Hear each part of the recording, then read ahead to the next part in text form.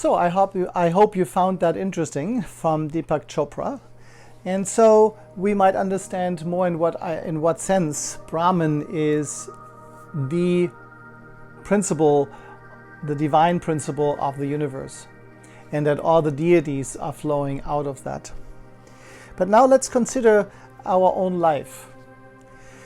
So when we come to the point of death, then what happens there in that moment? The Hindus believe that each person has an Atman.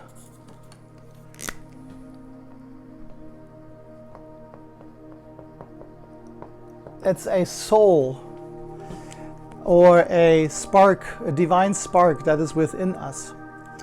And even though the body might disappear in the moment of death, destroyed by Shiva, the soul or the Atman continues to exist without a body for a while, until there comes the moment when that soul gets reincarnated.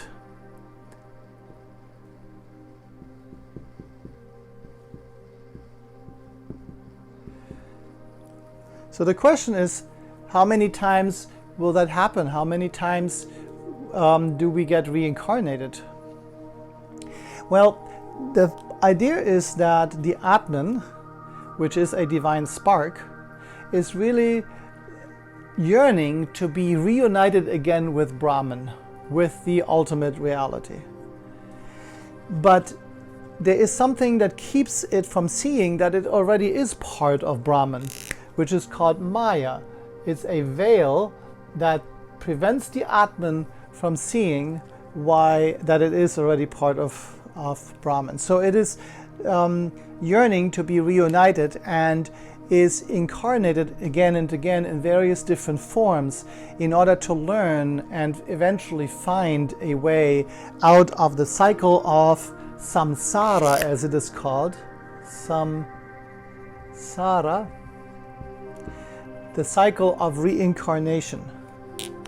And there will be as many reincarnations as it is necessary until the Atman will achieve moksha.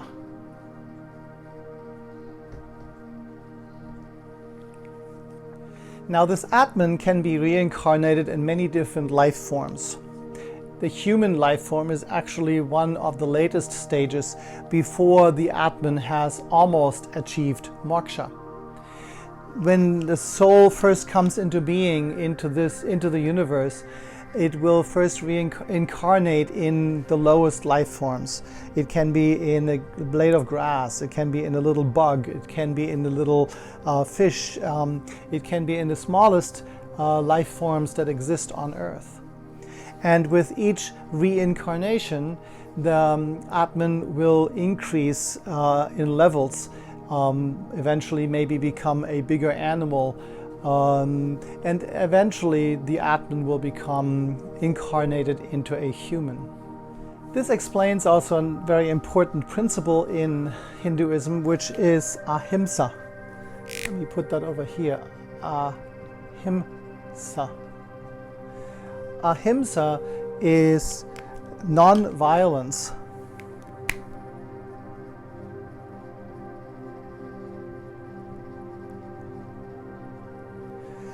It is born out of the idea that if there's an Atman or a spark of God or divine spark in each one of the life forms, then it deserves respect. Probably many of you might have heard already the term Namaste, a greeting that is in India connected with the idea that we respect the Atman in the other. When we say Namaste, it means I bow before you and respect the divine spark within you. Beautiful greeting, right? So if there is a spark of God within each life form, then we cannot just simply cut it down or get rid of it. We need to respect it. Therefore, many Indians are vegetarians. They are not eating animals because we don't want to kill the spirit of God within that life form. Although that's not to say that all Indians are vegetarians or vegans even. But back to the cycle of reincarnation. So how then do we know about that we level up to the next step? How do you grow up in what in India then has also become the caste system? It's not used as much in these days anymore, but certainly 100 years ago or way before then, there was a very strict caste system. In the caste system, there are levels. On the bottom, you have the Shudras. Those are the lowest ones, even though below that are even the so-called untouchables. The untouchables are people that are in absolute poverty and are not supposed to be helped at all, because that is their place in life, and they will have to learn the lessons in that life in order to advance their soul into one of the higher levels for the next lifetime. So in the bottom level, above the untouchables, are the Shudras. This could be men and women. Then comes the Vaishya, which is the level about the Shudras, and then comes the Kshatriya, and then comes the Brahmin, actually very close to Brahman, the ultimate reality, because the Brahmins are the ones who are basically achieving moksha, enlightenment, at the end of their lifetime. So then how does a soul advance to the next level? Well, that depends on how well you have executed the goals in life. Moksha, of course, is the ultimate final goal of enlightenment, but each lifetime there is dharma. Dharma is basically your ethics and your duties. So it's your life's purpose of why you are here. If you are, are you a teacher or are you a healer? What is it that you are? Oftentimes people are trying to find their place in life, right? Now you're going to college. I don't know if you already know what your purpose in life is. It takes us some time to find out what it exactly is that we are supposed to be doing here, right? What is our dharma? What is our purpose in life? But we also are looking to the goal of artha. That is our prosperity and our work. So it's the purpose in life and our prosperity. So now, hopefully, you will not only find your purpose in life, but you will also be able to be prosperous with that. It's not always easy to get those things in line together, right? For example, maybe your heart's desire and you feel like your purpose in life may be to be a great musician. But then, can you make money with that? Can you become prosperous? Well, there are some, of course. If you're Bruce Springsteen, right, then you're very good on that. But not every musician is going to rise up to prosperity, to artha. So the soul's work in that particular lifetime is not only to find out what the purpose in life is, but can you also make a good living and be prosperous in your life with that purpose that you have. And then there is a third part, which is the kama, K-A-M-A. Those are your desires and your passions. Now, that is an even more difficult thing, to get those three things together, right? Is the purpose in your life, does it give you enough prosperity in life? And is it actually something that your heart likes to do? Are you passionate about what you do? Well, sometimes there are people who decide that maybe they have to study law, maybe, right? Because a lawyer makes a lot of money. So if your life's purpose is to study law and you can be rich because you can make a lot of money, but then maybe your heart is not in it. Maybe it's not really what you're passionate about. Maybe you just chose that because you wanted to be rich. Then you have fallen down on your karma goal. On the other hand, with the musician example, that could very much be your desire and your passion to make the music, right?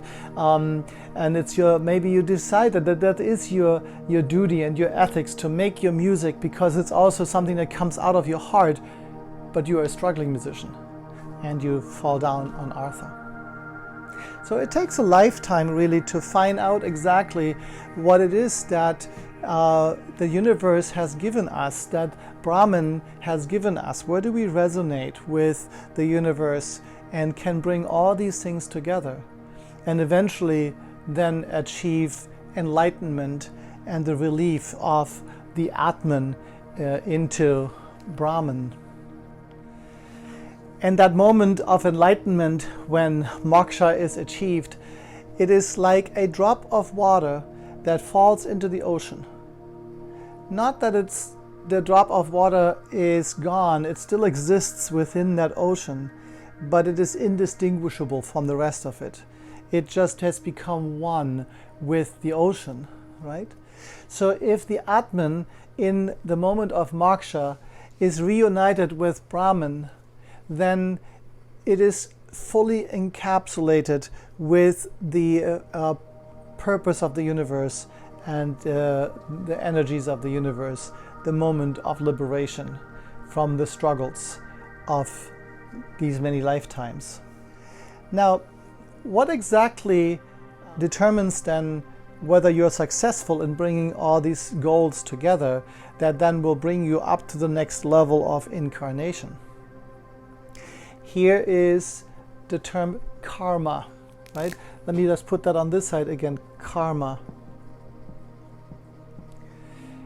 You have all heard about karma before, right? Most people kind of say it's what comes around goes around, right? Or, well, you did something bad, you had it coming, right? When something bad comes back to you. But here in the West, we oftentimes have a very rudimentary and incomplete understanding of karma. Let's stop here for a moment again and watch that next video on karma that's put together by the spiritual bee. Now, a little forewarning here.